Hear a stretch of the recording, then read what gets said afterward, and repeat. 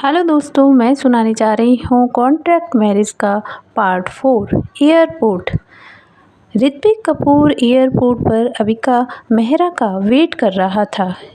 गुस्से से बोलता है, ये लड़की पता नहीं कब सुधरेगी। गुस्से से भर चुका था ऋत्विक को इंतज़ार करना बिल्कुल भी पसंद नहीं था।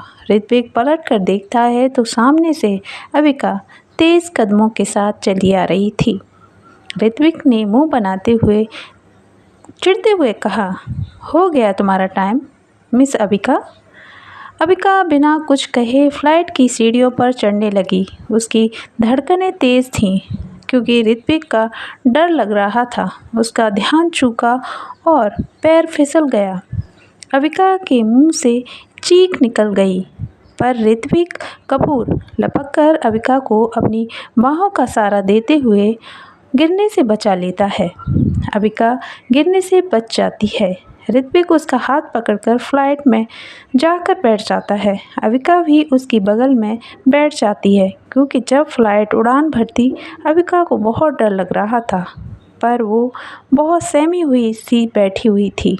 ऋत्विक ने थोड़ा सा अकड़ कर पूछा, तुम ठीक तो हो ना? और इतनी तेज चीखने की कौन सी ज़रूरत थी? ऋत्विक उससे पूछ ही रहा था कि फ्लाइट ने उड़ान भरनी शुरू कर दी।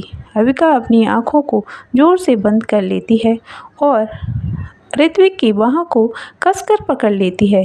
ऋत्विक को थोड़ा सा अटपटा लग रहा था, पर वो समझ गया था शायद इसे डर लग रहा है क्योंकि ऋत्विक के साथ भी ऐसा हुआ था जब वो पहली बार फ्लाइट में बैठा था। ऋत्विक धीरे से अपना हाथ अविका के हाथ पर रखते हुए, डोंट वरी, अब तुम आंखें खोल सकती हो। अविका, नहीं नहीं, मुझे बहुत डर लग रहा है सर। ऋत्विक के चेहरे पर मुस्कान आ गई क्योंकि आज पहली बार उसने अविका का बचपना बहुत करीब से देखा था। ओह, पता नहीं ऋत्विक को अविका पर इतना प्यार कैसे बरसने लगा था। वो उसके हाथ को सहलाते हुए बहुत नरमाई से कहता है, अविका, तुम्हें कुछ नहीं होगा, तुम अपनी आंखें खोल सकती हो। अविका धीरे धीरे अपनी आंखें खोलती है और ऋत्विक को कसकर पकड़ लेती है। नो नो नो नो, मुझे बहुत डर लग रहा है सर।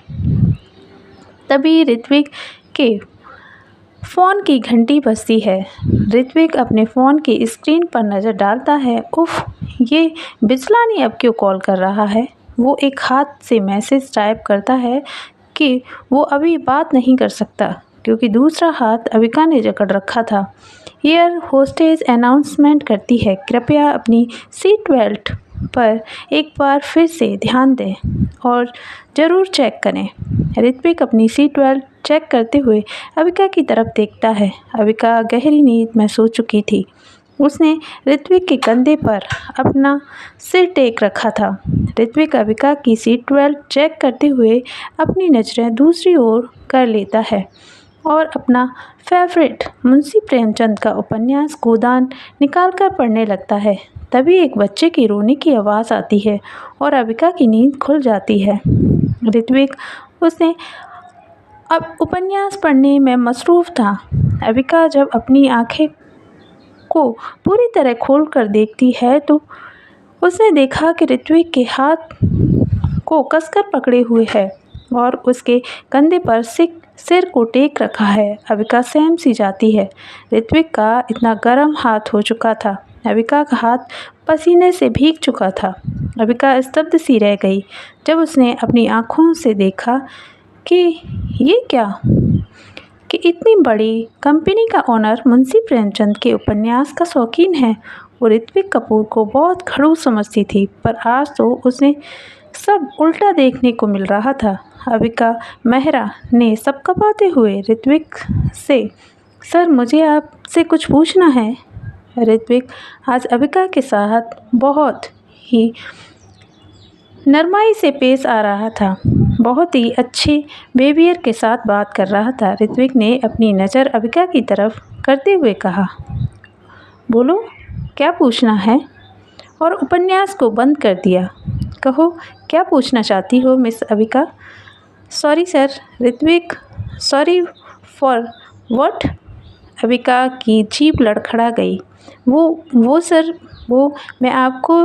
ऋत्विक, अरे बोलो भी। अभी ये समझ लो कि मैं तुम्हारा बॉस नहीं, एक दोस्त हूँ। जो भी कहना चाहती हो बेझिझक होकर बोल सकती हो। ऋत्विक के ये शब्द सुनते ही अविका के चेहरे पर बड़ी सी मुस्कुराहट आ गई और फिर से कुछ कहने की कोशिश करने लगी।